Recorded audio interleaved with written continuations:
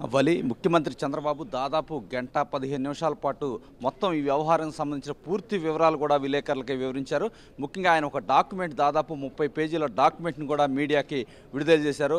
ముఖ్యంగా చూస్తే కనుక గత నెల 19వ తారీఖున ఎన్నికల కమిషనర్ని కలిసి విజయసాయిరెడ్డి ఏ విధమైన ఫిర్యాదు చేశారో ఆ ఫిర్యాదులో ప్లాన్ ఆఫ్ యాక్షన్కి సంబంధించిన కూడా అన్ని వివరాలు కూడా ఉన్నాయి. ఎవరైనా ఫిర్యాదు చేయాలంటే పలానా అంశం మీద ఫిర్యాదు చేస్తారు, కానీ ఇక్కడ ఆ ఫిర్యాదు ఎవరెవరిని చేయాలి, ఏ విధమైన చర్యలు తీసుకోవాలి, ఎవరిని ఏమి చేయాలి, ఐటీ గ్రిడ్స్ అనే సంస్థను ఎలా ఇబ్బంది పెట్టాలి, అదేవిధంగా ఎన్నికల సంఘానికి సంబంధించి ఏ విధంగా ఏ సంస్థల్ని కంట్రోల్ చేయాలి, ఎవరెవరిని ఈ కేసుల్లో ఇరికించాలి అనే విధంగా కూడా చాలా సమాచారం ఇచ్చారు. దీనికి సంబంధించి కూడా చంద్రబాబు ఇప్పుడు వరకు విలేకరులకి అన్నీ కూడా వివరించారు. అయితే ఈ విషయాలు మనతో మాట్లాడటానికి planning commission vice chairman Kutumbarao గారు ఉన్నారు.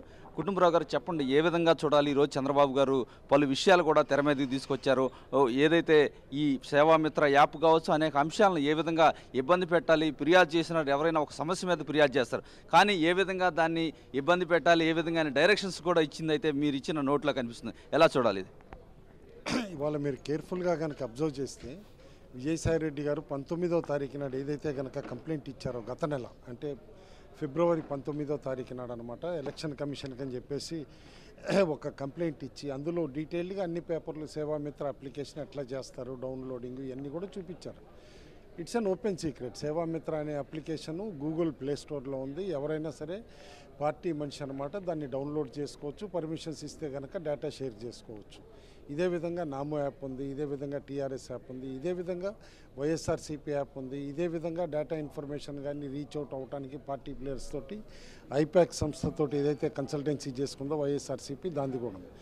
అయితే ఇక్కడ వినూతనంగాను కుట్రపూరితంగాను క్లియర్లీ మనకు అర్థమయ్యేది ఏంటంటే ఈ కంప్లైంట్లో పేజ్ 28, 29 చూస్తే కనుక ఏ స్టెప్స్ తీసుకోవాలి, ఇందులో ఇన్వాల్వ్మెంట్ ఎవరిది ఉంది ఏంటనేది సజెషన్ ఇస్తా, అదేవిధంగా రోడ్ మ్యాప్ ఇంప్లిమెంట్ చేయాలన్నట్టు ఆయన రాయటం అన్నమాట. అండ్ అదేవిధంగా జరగటం కూడా చూస్తూ ఉంటే క్లియర్లీ దీంతో భారతీయ జనతా పార్టీ, ఇటు టీఆర్ఎస్ ప్రభుత్వం, తెలంగాణ ప్రభుత్వం ప్లస్ వైఎస్ఆర్సీపీ పార్టీ మూడు కుట్రపూరితంగా ఒక త్రిమూవ రైట్ అన్నమాట. ఆంధ్రప్రదేశ్ ప్రభుత్వం పైన, ఆంధ్రప్రదేశ్ ప్రజలపైన, తెలుగుదేశం పార్టీ పైన క్లియర్లీ కక్ష కట్టే ఈ విధంగా స్టెప్స్ తీసుకున్నాయి. కేర్ఫుల్గా చూడండి మీరు, ఏ చిన్న పిల్లాడికైనా అర్థమవుతుంది. ప్లాన్ ఆఫ్ యాక్షన్ అని రాస్తారు. ఏంటది? Getting an FIR registered and Caesar of stolen data, location of servers has to be traced అని. అంటే ఏంటి? ఫస్ట్ ఒక ఎఫ్ఐఆర్ రిజిస్టర్ చేసేయండి. ఏంటి? ఒఫెన్స్ ఏది ఉన్నా లేకపోయినా ఎఫ్ఐఆర్ రిజిస్టర్ చేసేయండి. Seize cell phone, email communication between directors of IT grid, blue frog mobile technologies and state government ministers and officials. ఆ తర్వాత సేవామిత్ర అప్లికేషన్ డిసేబుల్ చేసేయండి. అంటే ఏంటి? తెలుగుదేశం పార్టీ ఇంటర్నల్ కమ్యూనికేషన్గా వాడుకునే సేవామిత్ర అప్లికేషన్ పని చేయకుండా చేసేయండి. ఆ తర్వాత ఐడెంటిఫై చేయండి సేవామిత్ర ఆర్గనైజర్స్ ఎవరు ఏంటనేది.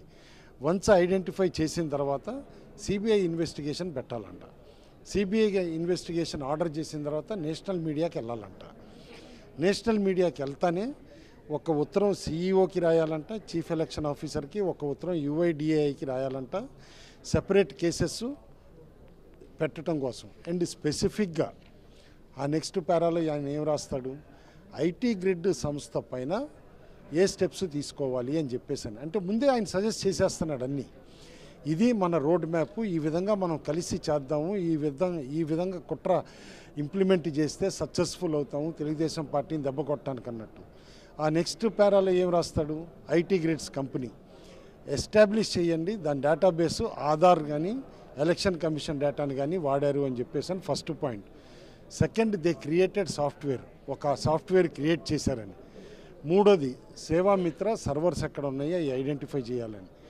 నాలుగోది, ఓటర్ లిస్టుని ఏదన్నా స్టక్ ఆఫ్ చేశారా అని చెప్పేసి ఇందులో డీటెయిల్స్ కలెక్ట్ చేద్దామని. మూడు, ఐటీ గ్రిడ్ కమ్యూనికేషన్ ఏమన్నా గవర్నమెంట్ ఒఫీషియల్స్ తోటి ఉందా, అంటే ఏంటి? పార్టీ ఒఫీషియల్స్ కానీ గవర్నమెంట్ ఒఫీషియల్స్ ఏమన్నా మాట్లాడారా. ఆరు, సేమ్ ఇందాక రాసినట్టే establish there was a communication between details అనమాట, calls between Ashok Dakavaram especially and TD functionaries Nara Lokesh and others. అంటే క్లియర్లీ ఏంటి? ఐటీ మంత్రి లోకేష్ గారిని ఇందులో ఇరికించటానికి కుట్రపూరితంగా అటెంప్ట్ చేశారు. దాన్ని అశోక్ని ఒక వెహికల్ కింద వాడుకుని లోకేష్ గారిని ఇరికించడానికి చూశారు. ఇది క్లియర్లీ తెలిసిపోతుంది. అంటే మీరే ఒక స్టెప్ సజెస్ట్ చేస్తారు. అంటే ఎంక్వైరీ చేయాల్సింది ఎవరండి? ఎవరన్నా కంప్లైంట్ ఇస్తే ఆ కంప్లైంట్ పైన కన్సర్న్ డిపార్ట్మెంట్ ఈ కంప్లైంట్లో వాస్తవాలు ఉన్నాయా, ఈ కంప్లైంట్లో నిజంగా ఏమైనా వాస్తవాలు ఉంటే ఎంక్వైరీ చేసే పాసిబిలిటీ ఉందా అనేది ఆ సంస్థ నిర్వహిస్తుంది. కానీ ఇక్కడ కంప్లైంట్ దారు ఏం చేస్తాడు? మొత్తం లిస్ట్ ఇస్తాడు, ఈ విధంగా చెయ్యాలి అని. అదేవిధంగా తెలంగాణ ప్రభుత్వం చేస్తుంది. అదేవిధంగా తెలంగాణ ప్రభుత్వం అశోక్ కోసమనే ఫస్ట్ ఆ అశోక్ కమ్యూనికేషన్స్ కోసమనే చూస్తుంది. ఇక్కడ అర్థం చేసుకోవాల్సింది ఏంటంటే మాకు మా రాష్ట్ర బ్రాండ్ ఇమేజ్ పోయినా పర్వాలేదన్నట్టు తెలంగాణ ప్రభుత్వం ఒక ఐటీ సంస్థకి ఉన్న ఇంటలెక్చువల్ ప్రాపర్టీ రైట్స్ కానీ వీటన్నిటిని కాల రాసి ఆ కంపెనీలో ఉన్న ఉద్యోగులందరూ నిరుద్యోగులు అయిపోయినా పర్లేదు, తెలుగుదేశం పార్టీ పైన ఎట్లా దాడి చేయాలన్న దానికే కుట్రపూరితంగా చేశారు అనేది బట్టబయలైపోయింది. ఇవాళ ఈ పేపర్స్ చూసిన తర్వాత ప్రతి సామాన్యుడికి కూడా అర్థమవుతుంది ఇందులో ఈ కుట్ర ఏ విధంగా పన్నింది.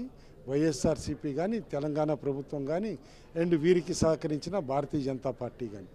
కాబట్టి ఇవాళ ప్రజలందరూ కూడా దీన్ని చూసి అర్థం చేసుకోవాల్సింది ఏంటంటే మన ఓట్లన్నీ నిక్షేపంగా ఉన్నాయి, జాగ్రత్తగా ఉన్నాయి. అయినా వెరిఫై కూడా చేసుకోవడానికి యాప్ ఉంది, అందరూ వెరిఫై చేసుకోవచ్చు. ఇదన్నీ ఇట్లా ఉన్నా కూడా ఈ జగన్ నాటకంలో, ఈ జగన్ మాయలో ఎవరి ఓటు ఏది, అభద్రత ఎట్లా ఉంది, మన ఆస్తులకే అభద్రత. రేపు ఆల్రెడీ ఒక ముఖ్యమంత్రి కొడుకుగా ఉండి 1000 కోట్లు కొట్టేశారు. వాళ్ళకి బెయిల్ ఇచ్చినప్పుడు ఇదే విజయసాయిరెడ్డి కంప్లైంట్ దానికి సుప్రీంకోర్టు బెయిల్ ఇచ్చేటప్పుడు ఏముందో తెలుసా అండి? టెర్రరిస్టుల కంటే, బార్డర్ దగ్గర ఉన్న టెర్రరిస్టుల కంటే ఇలాంటి ఆర్థిక ఉగ్రవాదులు చాలా డేంజరస్ దేశానికి. ఎందుకంటే వీళ్ళందరూ ఆలోచించి కుట్ర పన్ని ఆర్థిక వ్యవస్థని దెబ్బతీస్తారు అని. కాబట్టి ఇలాంటి కుట్రదారులపైన అప్రమత్తంగా ఉండాలని చెప్పేసి చెప్తాను.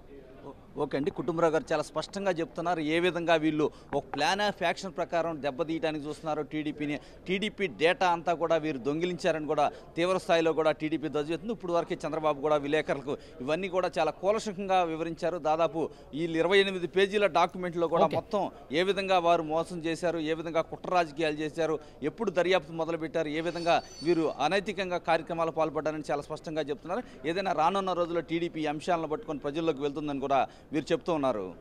Right, thank you Ravichand.